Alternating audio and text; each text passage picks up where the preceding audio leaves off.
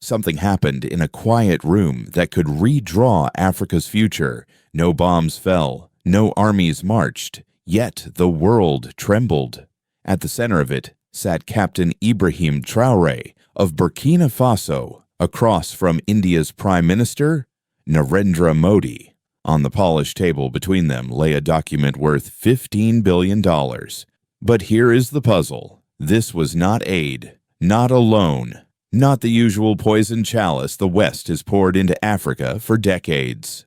This was different. Oil in exchange for technology, energy for steel, sovereignty for respect. To some, it looked like just another deal. To others, it was a declaration of war against dependency itself. Think about it. A small, landlocked country, one many in the West cannot even point to on a map, suddenly negotiating as an equal with the world's most populous nation. The headlines shouted the number, but what they missed was the silence that followed in Washington, in Paris, in Brussels. Because if this works, it could rewrite the entire balance of power in Africa. The question is, who really wins?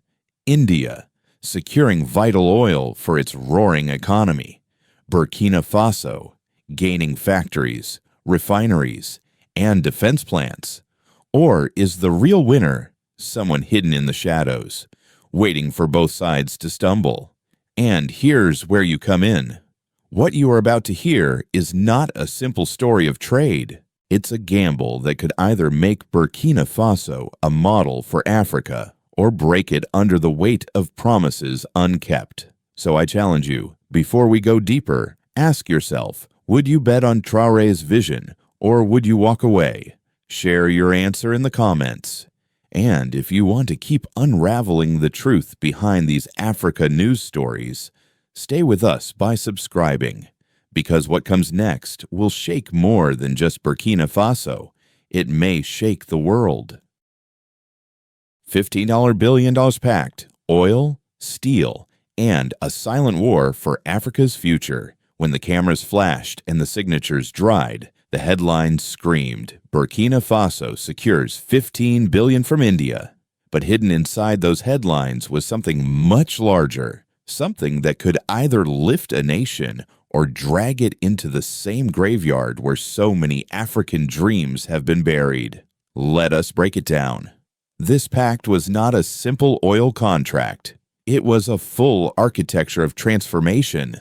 $4 billion for oil extraction and refining, ensuring Burkina Faso would no longer export crude like a beggar selling raw grain, but instead climb the ladder of value-added production.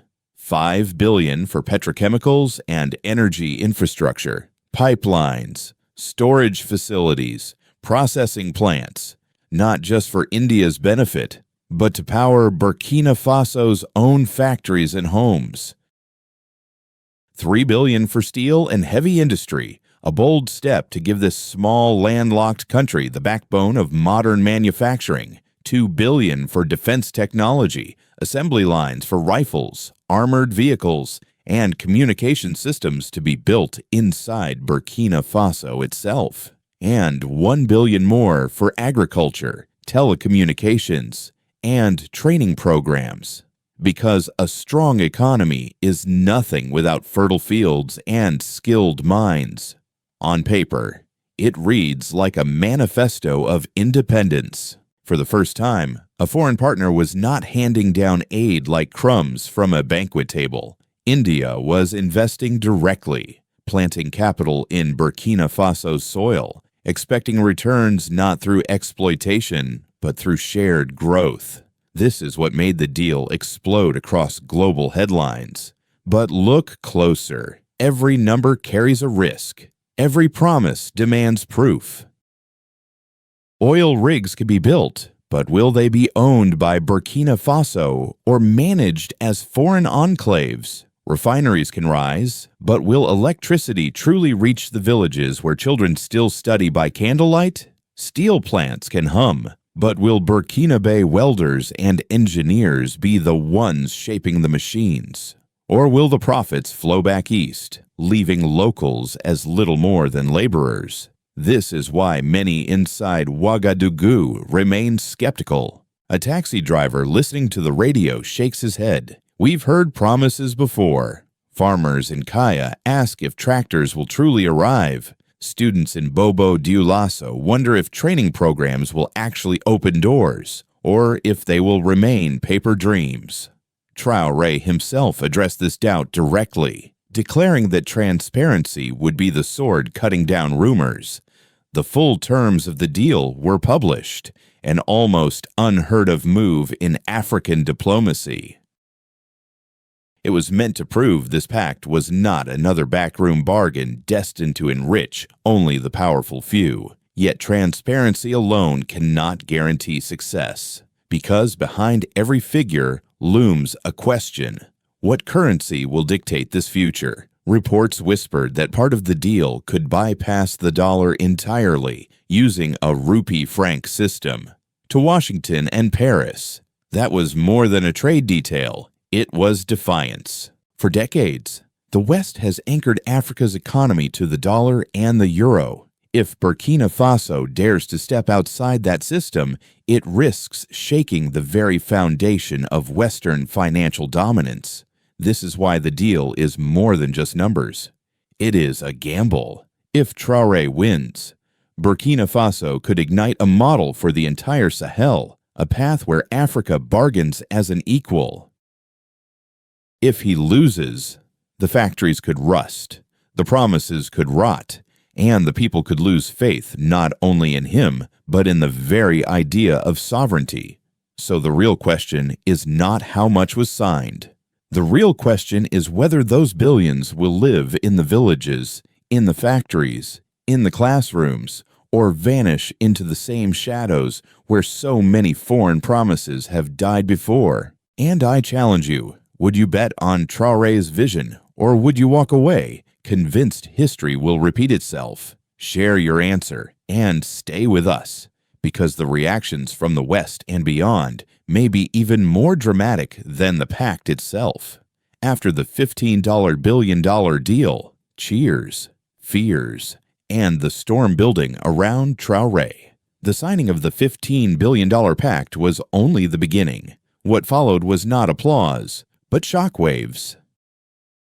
In Ouagadougou, crowds gathered in the streets waving flags, chanting Traoré's name as if he had struck a blow against centuries of exploitation. To them, it felt like Thomas Sankara had returned. Yet in the corridors of power abroad, silence carried more weight than celebration. Paris was the first to stir. French media questioned whether Traoré had mortgaged his nation to a new master, branding the deal as reckless.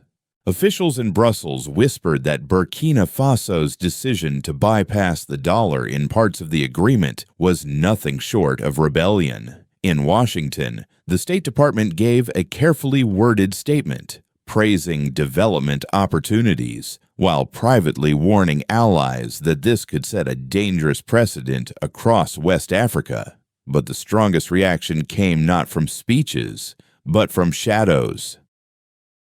Within weeks, reports surfaced of foreign-backed companies in Ouagadougou facing raids by security forces. Equipment was seized, networks shut down. Rumors spread that some of these companies were tied to intelligence operations monitoring the new India-Burkina partnership. To Traoré's supporters, this was proof of outside interference. To his critics, it was paranoia. Meanwhile, the regional domino effect began.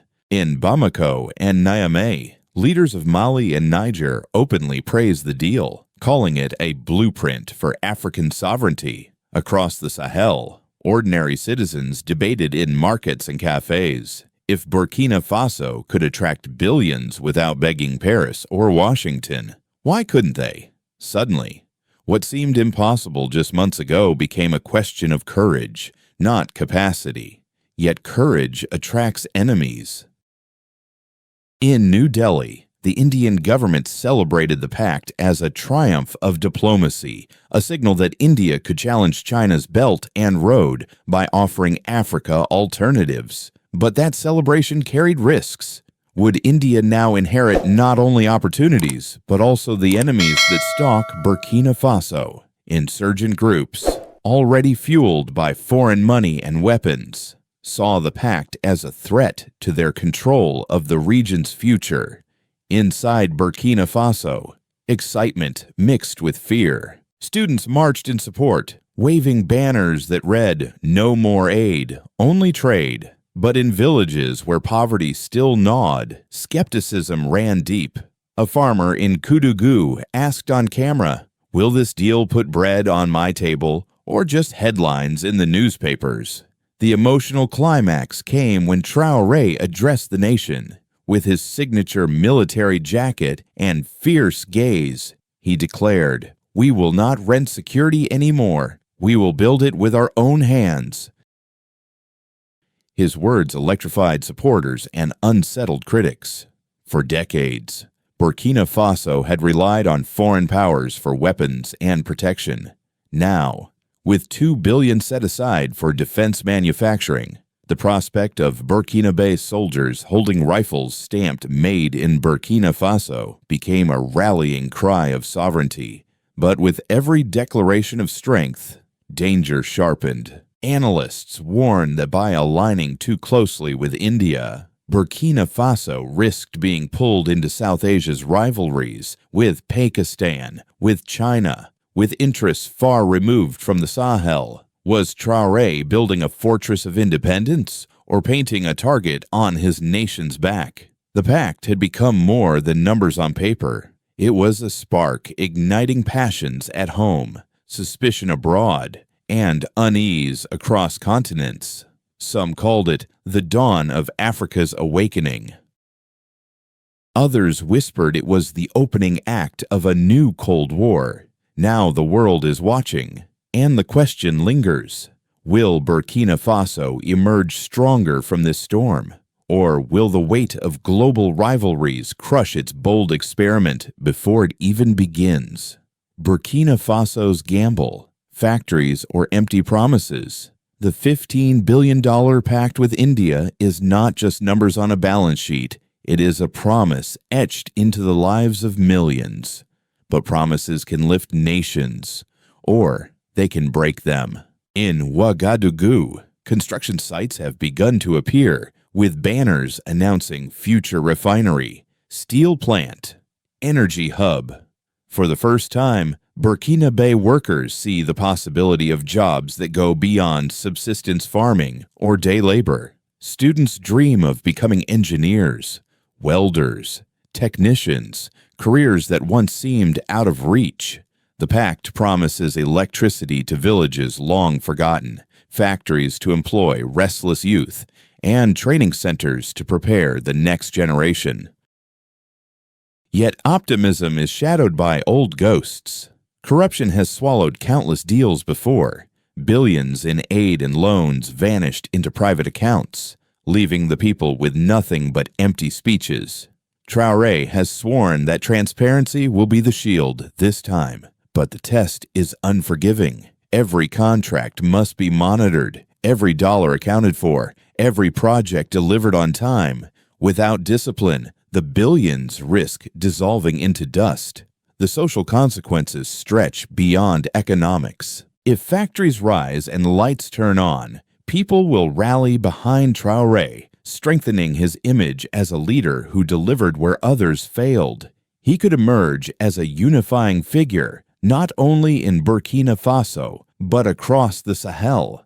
But if projects stall or are mishandled, disillusionment could spread like wildfire. In a region already plagued by insurgencies and unrest, disappointment is dangerous fuel. Politically, Traoré's boldness has redrawn alliances. Burkina Faso has pivoted away from France and traditional Western partners, instead leaning toward India and, quietly, toward Russia and China. This diversification can provide strength, but it also invites instability.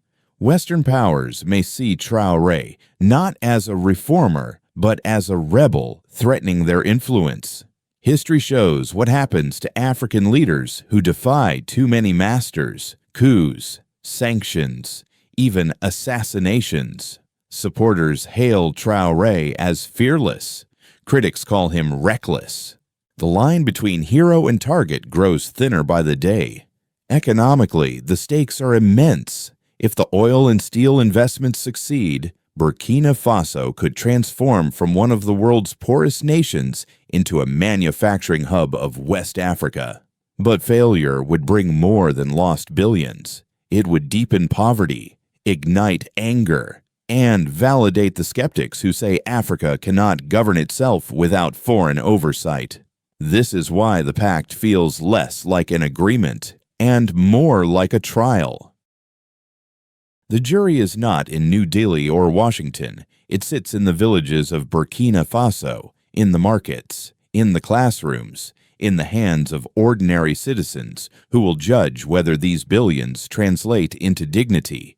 Beyond borders, the world watches nervously. A successful Burkina Faso could inspire Mali, Niger, Guinea, and beyond to pursue their own independent partnerships. That could unravel decades of Western dominance in West Africa. But a failed Burkina Faso would send the opposite message, that independence is too risky, that dependency is the safer path. So here lies the paradox. Burkina Faso has never had such a chance, nor such a risk. Traoré calls it a seed of sovereignty. But seeds can wither if not watered with vigilance. And that brings us to you. Do you believe these billions will build factories, schools, and power grids, or do you fear they will become another chapter of betrayal? Share your thoughts below. And if you want to follow this unfolding story of Africa news and Ibrahim Traoré's bold gamble, subscribe now so you do not miss what comes next. Washington's nightmare. Could Burkina Faso spark an African domino effect? In Washington, the mood is not celebratory. Behind closed doors at the State Department and the Pentagon, analysts speak of Burkina Faso not as a partner, but as a warning sign. The fear is simple. If one small landlocked nation can rewrite its future with a $15 billion deal outside of Western control, what stops the rest of Africa from following? For decades, the United States has relied on two pillars to manage Africa: military partnerships and financial dominance. The dollar has been the backbone of global trade, and African security has often been tied to American training programs and French-led interventions. But the pact with India introduces a dangerous third option: independence. For U.S. strategists, the risk is not that Burkina Faso becomes rich. The risk is that it becomes an example. France, once the uncontested master of West Africa, is already reeling. French companies have been expelled from mines, military bases shut down, influence networks dismantled. Paris views Traoré as a young insurgent tearing down decades of carefully built control. Each step he takes closer to sovereignty feels to them like a personal insult. French media outlets now frame Burkina Faso's government as unstable, reckless, and vulnerable to collapse, an attempt to discredit Traoré before his model spreads. Meanwhile, the European Union faces its own dilemma. If West Africa drifts out of the Western orbit, Europe risks losing not only access to resources, but also the political buffer it has relied on against migration and instability. For Brussels, the prospect of African nations turning eastward to India, to Russia, to China threatens the very structure of its neighborhood strategy. The EU, caught between moral rhetoric and pragmatic interests, is left asking whether it should punish Traoré with sanctions or quietly adjust to a new reality. India, of course, celebrates the deal as a diplomatic coup. For New Delhi, This pact signals that India can stand not just as an economic power, but as a geopolitical force in Africa, challenging both Beijing and Washington. Yet even as it rejoices, India walks a tightrope. Its economy gains oil, steel, and strategic presence, but its reputation is now tied to Burkina Faso's stability. If the projects fail or if violence erupts, India risks being painted as just another exploiter, no different from the powers Traoré has denounced. China, watching from afar, does not panic, but it takes note. For years, Beijing's Belt and Road has been the default model for African infrastructure, but here is India, offering billions without military bases or debt traps, at least in appearance. If Burkina Faso succeeds, China may find itself forced into competition in regions it once considered secure. For Beijing, the question is not whether to counter India, but how aggressively. Russia, meanwhile, smiles quietly, having already built security partnerships in Mali, Niger, and the Central African Republic. Moscow sees Traoré's independence as useful. A Burkina Faso, less tied to the West, is one more domino in a broader shift that weakens NATO's global reach. Russia offers weapons, advisors, and diplomatic cover, but without the same economic heft as India or China. Its role is less builder and more spoiler. Globally, the pact reverberates far beyond Africa. Oil markets watch nervously. Development banks whisper about a new model outside their control. And intelligence agencies, from Langley to Paris to Beijing, file reports warning of a potential African awakening that could redraw the map of global power. The stakes are staggering. If Burkina Faso delivers on even half of this pact, it could light a fire across Africa. If it fails, it could confirm every stereotype the West has relied upon to justify its dominance. And so, the world waits, divided between those who fear Burkina Faso's rise and those who pray for it. But the real question is this: do you believe Washington can stop the dominoes from falling, or is the fall already in motion? Burkina Faso at the crossroads. Breakthrough or breakdown? The ink may be dry on the $15 billion pact, but the story of Burkina Faso is only beginning. Ahead lies a road filled with both promise and peril. On one side of that road shines a vision of transformation.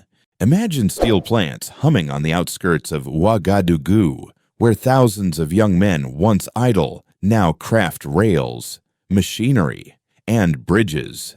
Picture oil refineries that no longer export crude at bargain prices, but instead supply